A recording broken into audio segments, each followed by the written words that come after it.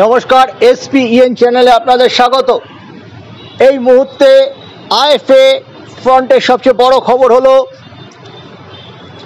আগামী 27শে নভেম্বর থেকে অর্থাৎ বৃহস্পতিবার সকাল 9টা থেকে ম্যাওয়ানা স্পোর্টিং মাঠে সন্তোষ ট্রফি ট্রায়াল শুরু হচ্ছে। প্রথমে আইএফএ যে প্রোটোকল আছে, ডিস্ট্রিক্টের ছেলেদের ডাকা হবে, ফার্স্ট ডিভিশনের ছেলেদের ডাকা হবে, তারপর প্রিমিয়ারের ছেলেদের ডাকা হবে।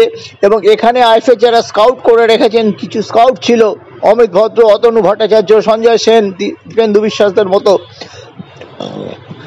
তাদের সেই প্লেয়ারকে ডাকা হবে এবং ক্লাবগুলোকে বলা হবে যে তুমি কাকে সন্তোষ ট্রফির জন্য পাঠাতে চাও, তারা পাঠাবে। যদি ম্যাচ হয়ে যায় তবে কমন, যদি হয়ে যায় সেটা ভালো, কমন না হলে ক্লাবের প্লেয়ার এবং স্পটারদের প্লেয়ার বা স্কাউট যারা করেছিলেন তাদের প্লেয়ার সন্তোষ ট্রফিতে সুযোগ পাবেন। এই যে জেলাদের এই নিয়ে যে হবে সেটা 8-10 দিনের মধ্যে এটা 22-25 জন চলে আসবেন।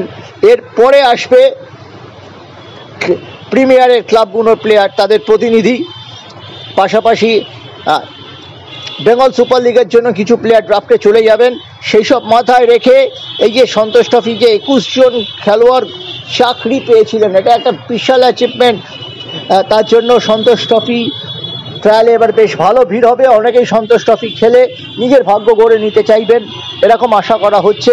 এখন দেখা যাক, সঞ্জয় সেনের মতো কোচ আছেন বলে আজকে প্রায় 6 সপ্তাহ আগে শুরু হয়ে যাচ্ছে বাংলার প্র্যাকটিস। এটা অত্যন্ত ইতিবাচক দিক। কলকাতা ফুটবলের অনেক ডামাডোল, দেশের ফুটবল নিয়ে, দেশের সেরা লিগ নিয়ে যখন হাবুডুবু খাচ্ছে অল ইন্ডিয়া ফুটবল ফেডারেশন, অভিষ্ট লক্ষ্যে থেকে এক পাখির চোখ সন্তোষ ট্রফি করে আইএফএ কিন্তু দ্রুত প্র্যাকটিস শুরু করে দিল সৌজন্য সঞ্জয় সেন। কারণ তিনি 20 তারিখের মিটিংয়ে বলে এসেছিলেন খুব দ্রুত তিনি কাজ শুরু করে দিতে চান। এবং আমরা জানি সঞ্জয় সেন যখন যেটা করেন সেটা খুব গুছিয়ে করেন, তার নিদর্শন কিন্তু এটা।